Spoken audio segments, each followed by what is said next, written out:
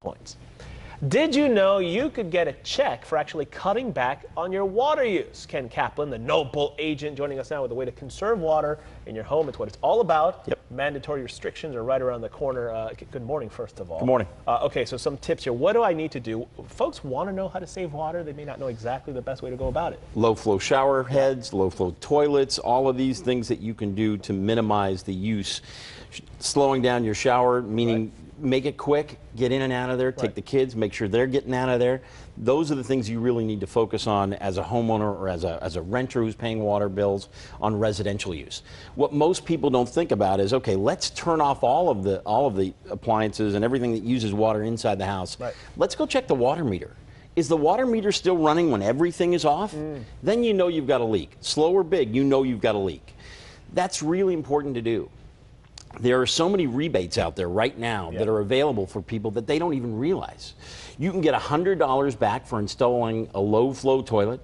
I went to Home Depot and Lowe's and I checked the big box stores, and for under $100 you can get a toilet. So essentially it's free. You can go to, and I went to Walter Anderson's nursery the other day. I saw they've got these buckets that catch rainwater. You can get $75 back as a rebate to offset that cost of getting that bucket that will catch the rainwater. How's that? How do people not know about this stuff, though? They should. You know, bewaterwise.com. There are a few other websites. You can go to sandiego.gov/water.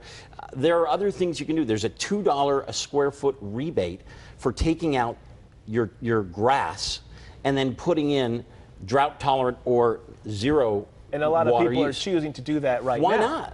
So the question here is, I think a lot of folks are trying to figure out when the washing of your car and doing all this kind of stuff, what suggestions do you have? Just go take it somewhere? Do you just kind of, you can't do the old school like when we were growing up and you take the hose and just do it in the middle of the day? Well, taking the hose and do it, and that's fine, but you got to have a nozzle at the end of it. You can't just let it run. Get a bucket, fill it full of water, put some soap in there, wash your car, then spray it off quick. For renters, you suggest, putting in the low-flow toilets and the low-flow shower heads. What can renters do if they want to maybe lower their water bill, but maybe the landlord won't put that kind of stuff in? Here's the thing, if you propose this to the landlord and say, listen, this isn't going to cost you anything, and in the long term, it's going to save you money, and you're going to get this rebate, why not? They're actually going to have their water bills cut.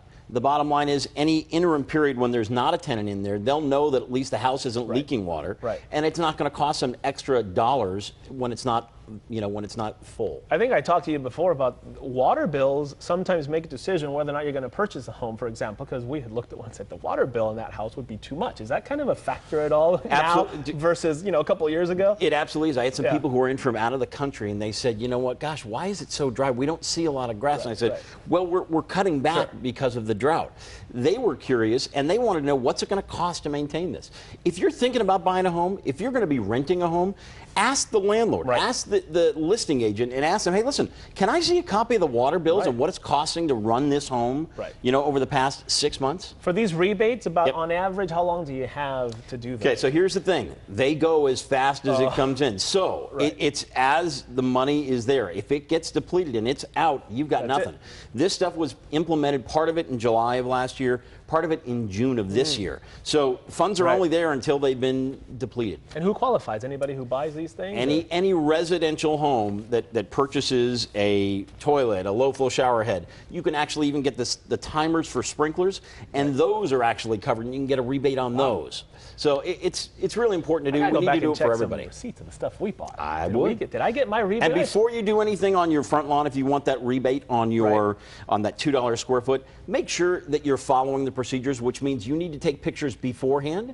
You need to take pictures during when you're taking everything out, and the fact that you put in new drought-tolerant plants or low water maintenance. Good advice. I like this stuff. If you would like to reach Ken Kaplan, you can go to fox5sandiego.com and click that Scene On tab, and all his information is right there. Ken, as always, the noble agent. Thank you, sir. Appreciate it. Brad, over to you. Good tips, guys. Thank you.